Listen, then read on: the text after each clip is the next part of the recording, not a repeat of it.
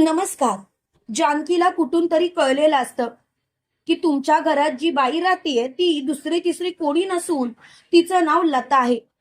त्यामुळे जानकीला खूपच बरं वाटलेलं असतं. जानकी स्वतःशीच बोलते, म्हणजे ही तर ऋषिकेशची आई नाही. म्हणजे जे काही आहे ते मला आता सगळं कळालंय. आता काहीही झालं तरी सुद्धा मला लवकरात लवकर एका माणसाशी बोलावं लागेल. त्याला इमोशनली ब्लॅकमेल करावं लागेल, तरच तो माणूस माझ्या बाजूने फिरेल. तेवढ्यात मात्र आपल्याला असं पाहायला मिळतं, इकडे सकाळी सकाळी जानकी किचन मध्ये काम करत असते. त्याच वेळेला तिथे ती खोटारडी पार्वती आलेली असते. तेव्हा मात्र जानकी मोठ्याने बोलते, लताबाई. तेव्हा मात्र ती खोटारडी पार्वती लगेच आवाज देते.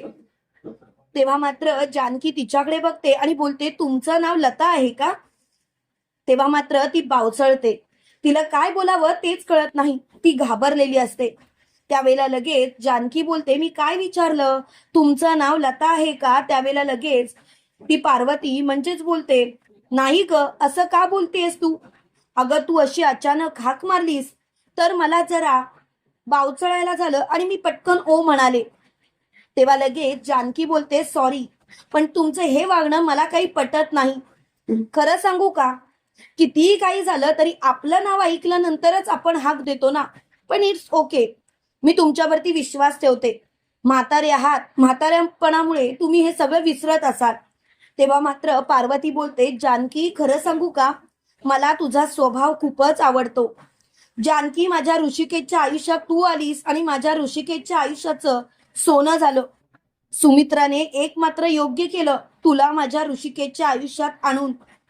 तेव्हा मात्र जानकी बोलते, आमच्या आई सगळं काही योग्यच करतात. त्या कधीच काही चुकीचं करत नाही.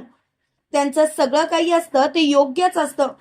तेव्हा मात्र ती चांगलीच बावचळलेली असते आणि जानकी ऐश्वर्याच्या रूम मध्ये गेलेली असते.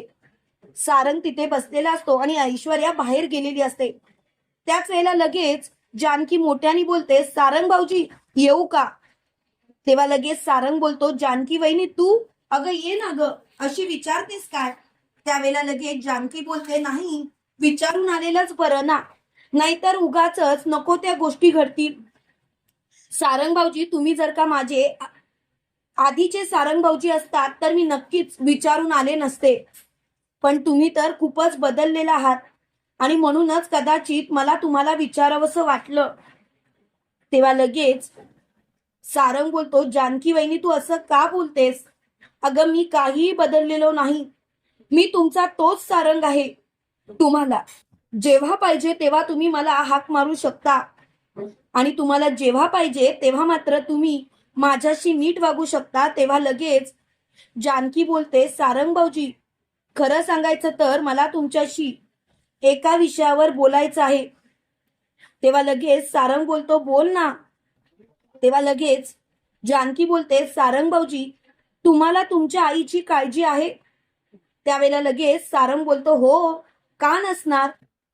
त्यावेळेला जानकी बोलते, सारंग भाऊजी, ह्या ज्या तुम्ही खोटारड्या लताला घरात आणून ठेवलंय, त्या ऐश्वर्याच्या सांगण्यावरून ते योग्य आहे का? तुम्हीच विचार करा. त्यावेळेला लगेच सारंग बोलतो, असं का बोलतेस तू वहिनी? वहिनी प्लीज, तू असं नको बोलूस, ऐश्वर्यानी काही केलेलं नाही. त्यावेळेला लगेच जानकी बोलते, मला खूपच आवडलं असतं जर का ऐश्वर्या असं काही वागली असती तर. खरं सांगू का, माझा ऐश्वर्यावरती अजिबात विश्वास नाही. ऐश्वर्या किती खोटारडी आहे मला चांगलंच माहिती आहे. आणि प्लीज सारंग भाऊजी, तुम्ही स्वतःला असं काहीही दोष द्यायची गरज नाही. फक्त मला एवढंच म्हणायचं आहे, तुम्हाला जर का काही वाटत असेल तर प्लीज विचार करा. त्यावेळेला लगेच सारंग बोलतो, कसल्या बाबतीत? काय विचार करू, तू सांगशील का? त्यावेळेला जानकी बोलते, सांगते ना, मला सांगावंच लागणार, कारण दुसरा काही पर्यायच नाही ना माझ्याकडे. आणि शेवटी सारंग तोंड उघडतो. सारंग म्हणतो, जानकी वहिनी तू असं का बोलतेस, बोल ना. त्यावेळेला लगेच जानकी बोलते, सारंग भाऊजी, तुम्हाला स्वतःला माहिती आहे ती बाई लता आहे, कारण मी तिला हाक मारल्यानंतर तिने ओ दिलं. सारंग भाऊजी, तुम्ही तुमच्या मनाला विचारा. ऐश्वर्याचे हे बारीक सारीक कारस्थान चालूच असतात, पण आता मात्र ऐश्वर्याने जे काही कारस्थान सुरू केलंय ना, ते योग्य नाही आहे सारंग भाऊजी, प्लीज विचार करा. तेव्हा मात्र सारंग हादरतो आणि सारंग मोठ्याने बोलतो, जानकी वहिनी तू असं का बोलतेस? जानकी वहिनी प्लीज तू जरा तरी विचार कर. तेव्हा लगेच जानकी बोलते, मला कसलाच विचार करायचा नाही. खरं सांगू का, मला आता कसलाच विचार करायचा नाही. तेव्हा लगेच मोठ्यानी जानकी बोलते, प्लीज सारंग भाऊजी तुम्हीच मला साथ देऊ शकता. त्यावेळेला लगेच सारंग बोलतो, साथ द्यायची म्हणजे काय करू जानकी वहिनी? ऐश्वर्याने हे सगळं केलंय असं सांगू? त्यावेळेला जानकी बोलते, तुम्ही असं सांगू नका. तुम्हाला जर का तुमच्या आईचं सुख पाहिजे असेल, तिचं या घरात स्थान पाहिजे असेल, तर तुम्हाला या बाईला घरातून बाहेर काढावं लागेल. तुमची आई रात्र रात्रभर जागी असते, तिच्या डोळ्याला अजिबात झोप नसते. अहो खरं सांगायचं तर मला त्यांची घुसमट समजते, पण तुम्हाला का समजत नाही? मुलगा आहात ना तुम्ही त्यांचे, जरा तरी विचार करा. आणि जानकी तिथून निघून गेलेली असते. तेव्हा मात्र सारंग स्वतःशीच बोलतो, खरंच मी चुकलोय, माझं वागणं खूपच चुकीचं आहे आणि ते मला कळून चुकलंय. पण आता काय करू तेच मला कळत नाही, समजतच नाही आहे. तेव्हा मात्र सारंग खूपच हादरलेला असतो. सारंगला काय बोलावं तेच कळत नसतं. सारंग मोठ्याने बोलतो, पुरे, आता हा विषय इथल्या इथे थांबला पाहिजे, नाहीतर नको ते होऊन बसेल. आणि शेवटी सारंग खूपच चिडलेला असतो आणि त्याला खूप राग आल्यानंतर सारंग मोठ्याने बोलतो, पुरे झालं, आता या विषयावर मला काही एक बोलायचं नाही, पण हा विषय मात्र लवकरात लवकर बंद करायचा आहे.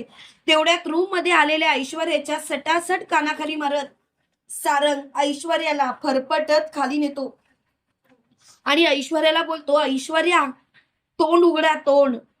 ऐश्वर्या काही झालं तरी सुद्धा मला माझ्या आईचं दुःख बघवत नाही.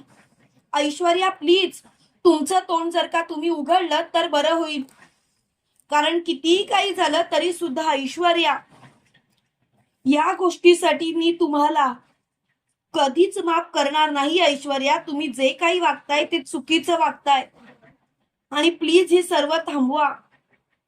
तेव्हा मात्र ऐश्वर्या खूपच चिडलेली असते. ऐश्वर्याला खूपच राग आलेला असतो. ऐश्वर्या मोठ्याने बोलते, पुरे, आता काही झालं तरी सुद्धा मला या विषयावर काही एक बोलायचं नाही. तेव्हा लगेच जानकी ऐश्वर्याजवळ येते आणि ऐश्वर्या बोलते, वास तुझ्या पापाचा पाडा, बोल तू काय काय केलंयस ते. तेव्हा मात्र सारंग स्वतःच्या तोंडाने सगळं काही सगळ्यांसमोर बोलून दाखवतो. तेव्हा मात्र सगळ्यांना खूपच मोठा धक्का बसतो. काही झालं तरी सुद्धा एक गोष्ट मात्र कळून चुकते की आता सारंग ऐश्वर्याच्या विरोधात पूर्णपणे असतो. तुम्हाला काय वाटतं मित्रांनो, खरोखर लवकरात लवकर या लताचा खेळ खल्लास होईल का आणि ऐश्वर्याला आता तरी पोलिसांच्या ताब्यात दिलं पाहिजे का? कमेंट करून नक्की कळवा. आणि असेच मालिकेंचे नवनवीन अपडेट पाहण्यासाठी व्हिडिओला लाईक आणि चॅनलला सबस्क्राईब करायला विसरू नका. थँक्यू.